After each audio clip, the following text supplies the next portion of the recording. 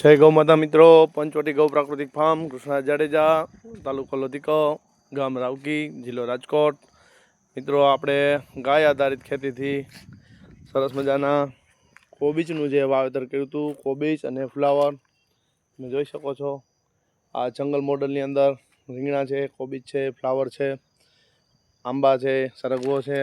સરગવાના પણ હવે આ વરસાદ પાવર છે એટલે સિંગ ચાલુ થઈ જશે। ત્યારે મિત્રો સિંગનો જન્મ થઈ ચૂક્યો છે, તમને બતાવું। જુઓ કટલી લાંબી છે, હજી કૂણી છે બસ। એટલે આ સિંગ લગભગ અત્યારે હજી તો સાવ કૂણી છે, હજી વધવામાં છે। એટલે ગાય આધારિત ખેતીમાં અમે દર વર્ષે કંઈક ના કંઈક રેકોર્ડ બનાવી છીએ। આ વર્ષે આ સિંગને 5 ફૂટ લંબાઈ ઉપર લઈ જવાની છે। જો આ ગાય માતાની આપણા ઉપર અસીમ કૃપા તમે જોઈ શકો છો। આ હજી એકદમ કૂણી છે, જેમ કહેવાય કે 30% જેવું થઈ છે। તો મિત્રો આ સરગવામાં ફ્લાવરિંગ છે, પણ અત્યારે વરસાદના કારણે સિંગું બંધાય નહીં, ખરી જતો હોય ફાલ। પણ બેસ્ટ વાત એ છે કે આંતરપાક જ્યારે વાવી સહજીવી પાક, તો આ તમે જુઓ કોબીજ કેટલી એકદમ હેલ્ધી તંદુરસ્ત છે, કોઈ ઇસ્યુ નથી આની અંદર, કોઈ રોગ નહીં, કોઈ જીવાત નહીં, કોઈ માખ નહીં, મચ્છર નહીં, ઈડ નહીં। જો એકદમ સુંદર। આ શું છે? અચ્છા કચરો, કચરો હતો, મને એવું લાગ્યું કે કંઈ છે નહીં ને, પણ આ કચરો છે, પાંદડું છે। તો બેસ્ટ ક્વોલિટી જેને કહેવાય ને કે હેલ્ધી વેજીટેબલ, જે આરોગવાથી બીમારી વહી જાય અને બજારની ચીજ ખાવાથી બીમારી આવે। તો મિત્રો કદાચ તમે અહીં પહોંચી ન શકો મારા સુધી કે અમારા ફાર્મ સુધી, પણ તમારી આસપાસમાં જે ખેડૂત પ્રાકૃતિક ખેતી ગાય આધારિત ખેતી કરતા હોય એની પાસે જઈ અને સોનાના ભાવે ખરીદી લેજો। કારણ કે આજે તમને આપણને વર્ષોથી આપણા ગઢિયા કહેતા કે ભાઈ વ્યાજવા લઈને ઘી ખાવું, તો હવે ઘી તો આપણા કિસ્મત નહીં હોય, પણ આવા સારા શાકભાજી કે હેલ્ધી અને સરસ મજાના જે કોઈ ઉત્પાદન કરતું હોય એને ધન્યવાદ પણ આપજો। કારણ કે આજની પરિસ્થિતિએ કોઈ પ્રાકૃતિક ઉત્પાદન લેવા તૈયાર નથી। ત્યારે અમારા જેવા ક્યાંક ક્યાંક ગાંડા છે દરેક તાલુકામાં 5%ની સંખ્યામાં। તો જોઈ શકો છો આવા અમે હર વખત કોશિશ કરતા હોય કે કેમ આપણે બેસ્ટ ક્વોલિટી અને અમૃત આહારનું ઉત્પાદન કરી શકીએ। તો મિત્રો અમે આવા ટ્રાયલ બેઝ ઉપર જાજુ નહીં 5-10 ક્યારા 5-10 ક્યારા એવું વાવતા હોય છે। અત્યારે ટમેટીની પરિસ્થિતિ ભયંકર છે, પણ છતાં આવા વરસાદની વચારે અમારી ટમેટી જીવે છે। નો પેસ્ટિસાઇડ, નો કેમિકલ, નો ફર્ટિલાઇઝર, માત્ર ને માત્ર ગાય આધારિત ખેતીથી। ગાય આધારિત ખેતીમાં સ્લરી નાખવામાં આવે છે, એનોરોબિક છે, એરોબિક છે, ઓક્સિજનની હાજરીવાળા બેક્ટેરિયા, ઓક્સિજનની ગેરહાજરીવાળા બેક્ટેરિયા। આ જો અત્યારે સાઇઝ કદાચ નાની થાય છે, પણ એની સુંદરતા જુઓ, એની સ્માર્ટનેસ જુઓ, ખાવાનું મન થઈ જાય। સવારમાં એવું લાગે કે એક તો ખાઈ જ લઈ। તો મિત્રો આ છે અમારી ટમેટી। ટમેટીમાં પુષ્કળ ફ્લાવરિંગ આવ્યું છે, જોઈ શકો છો। પણ વરસાદના હિસાબે ફ્લાવરિંગ સેટઅપ ન થાય, જલ્દી પાક ન આવે। એટલે હવે જો વરસાદ વિરામ લેશે, આપણી ઉપર ઇન્દ્રદેવ કૃપા કરશે અને જો આ માવઠાનો રાઉન્ડ વયો જાય, ત્યારબાદ સરસ મજાનું આપણે ટમેટાનું ઉત્પાદન આવશે। કદાચ બજારમાં ટમેટા આવશે, હાઈડાર થશે, પણ મિત્રો આ વસ્તુ તો નહીં જ મળે, નહીં મળે ને નહીં મળે। કારણ કે આમાં અમારો વિશ્વાસ અને અમારી મહેનતનો અને આમાં રેડેલી છે। જે કહેવાય ને કે ખૂબ પ્રયાસ કરવાથી કહેવાય કે કદાચ કોઈ એન્જિનિયરિંગની પરીક્ષા પાસ કરવી હોય ને, તો એના માટે આટલી જરૂર નથી પડતી, જે આ પ્રાકૃતિક ખેતીમાં મગજ અને મહેનત બધું કરવું પડે છે। તો મિત્રો આ છે અમારા હુનર બધા, કે આ આપણે જે કહેવાય છે ને કે એક હણે ને હણવામાં વાંધો નહીં, તો અમે એલોસ્ટિક લગાડેલી છે, તમે જોઈ શકો છો। આમાં સોનમાખી છે અને ઘણી બધી એવી મધર હોય છે કે જે ચીપકી જાય છે। તો મિત્રો આપણી પાસે કોઈ એવી પેસ્ટિસાઇડ નથી ને કોઈ પેસ્ટિસાઇડ છે દુનિયામાં તો આપણે છાંટવી નથી, તો એના માટે કંઈકનું કંઈક તો જોશે આપણે। તો અમે આવી સ્ટીકું લગાડી છીએ, એની અંદર આવા મધર એટલે કે જે મોલાનો જે ઘણી બધી જંતુનો ઉપદ્રવ કરે, ઈડ પણ આમાંથી ઉત્પન્ન થતી હોય એવી જીવાત આવી અને ચીપકી જાય છે। કદાચ પાપ લાગે તો એની પરવા નથી કરતા, કારણ કે એટલું શુદ્ધ કરવા જાય તો કાંઈક શક્ય નથી। અને જુઓ આની અંદર પણ ત્યારે પાણી ભરાઈ ગયું છે, છતાં એની અંદર સોનમાખ આવી ગઈ છે, તમે જોઈ શકો છો।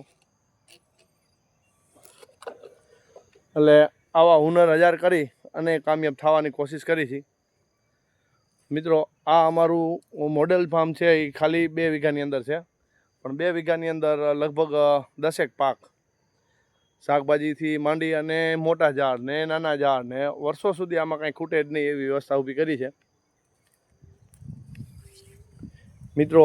પ્રાકૃતિક ખેતીનો ખરેખર એક આ અગત્યનો ભાગ છે કે આંતરપાક વાવો, એકબીજાના સહજીવી પાક વાવી અને ઉત્પાદન લઈ શકી. જુઓ ફ્લાવરિંગ ખૂબ છે, કાચા ટમેટા ખૂબ છે, લટકી ગયું છે બધું. પણ હવે બસ થોડા દિવસ ઇંતજાર કરી કે વાતાવરણ સારું થાય અને ફરી પાછું આપણું ઉત્પાદન આવી જાય.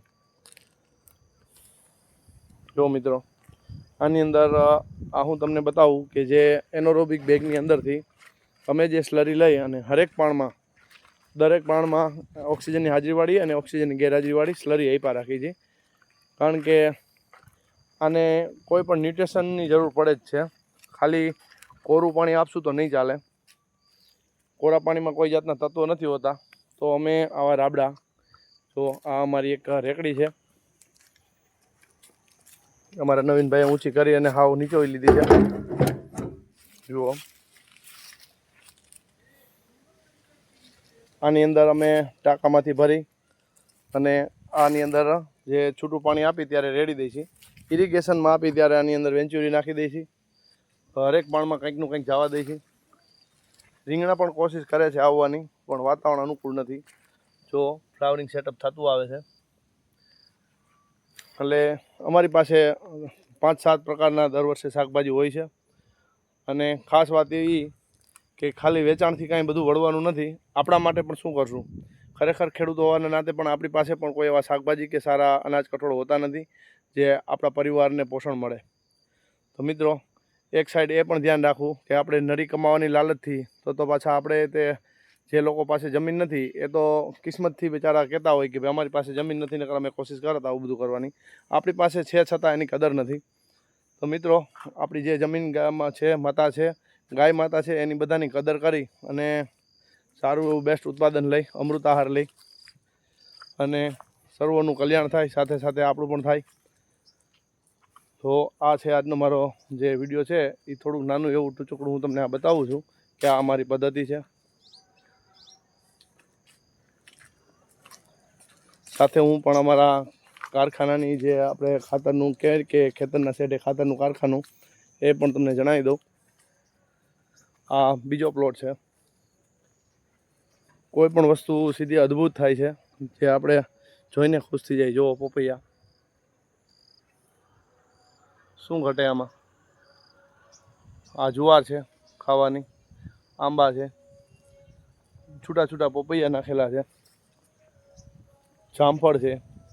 જામફળની અંદર પણ બીજા પ્લોટમાં અમે ટમેટી કરી છે. વાલ હોય, કાંઈ બહાર લેવા ન જવું પડે એવી વ્યવસ્થા ઊભી કરી છે આપણે. જોઈ શકો છો આ જામફળ લગભગ 1.5-2 મહિનાથી ચાલુ છે. જો એનો પાવર.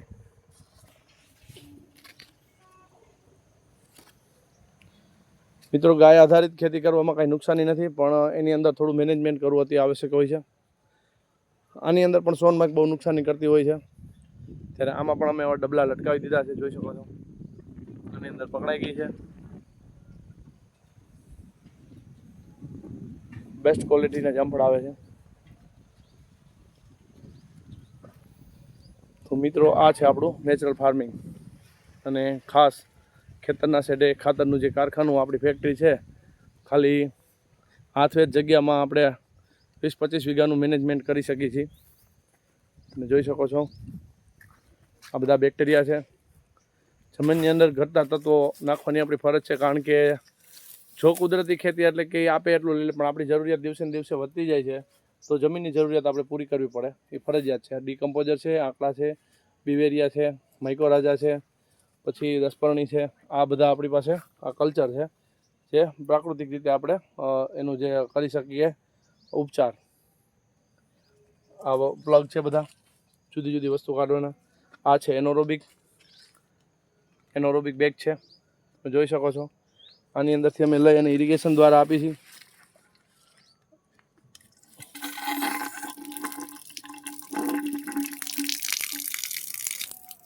ખૂબ સરસ મજાના પોષક તત્વો ઓક્સિજનની ગેરહાજરીવાળા બને છે, જે સૂક્ષ્મ પોષક તત્વો કહેવાય. આયરન, ઝીંક, ફોસ્ફરસ જે નીચે 4 ઇંચની લેયરથી નીચે આવે છે એવું જાણવા મળ્યું છે. આ છે અમારી એરોબિક, જે ઓક્સિજનની હાજરીમાં તૈયાર થાય છે. આની અંદર જે છાણ, ગૌમૂત્ર, ગોળ, છાશ, ચોખા, ઘણી બધી જે વેજીટેબલ વેસ્ટ આ બધુંય અને કચરો, એઠવાડો બધું નાખી અને અમે આ પ્લગમાંથી અહીંથી પણ લઈએ છીએ. તમે જોઈ શકો છો એકદમ લિક્વિડ ફોર્મમાં આવી જાય છે. ઓઇલ જેવું ગાઢું છે. એનું બેરલ ભરી લઈએ છીએ નાનું, એને પણ સાથે સાથે ઇરિગેશનમાં જવા દઈએ છીએ. શું ઘટે મિત્રો, આ મને ખ્યાલ છે ત્યાં સુધીમાં 50 લીટર હોય એટલે 1 લારી છાણિયું ગળતિયું ખાતર નાખો એટલો લાભકારી છે. કોઈ પણ પાક ઊભો રહેતો નથી. બસ સસ્તું. જય ગૌમાતા. મિત્રો, આ જે હતી અમારી તકનીક, હું આપને સમક્ષ રજૂ કરું છું. આપ પણ આવા કાર્યક્રમ કરી અને ખેતીને સમૃદ્ધ અને ફળદ્રુપ બનાવશો. જય ગૌમાતા.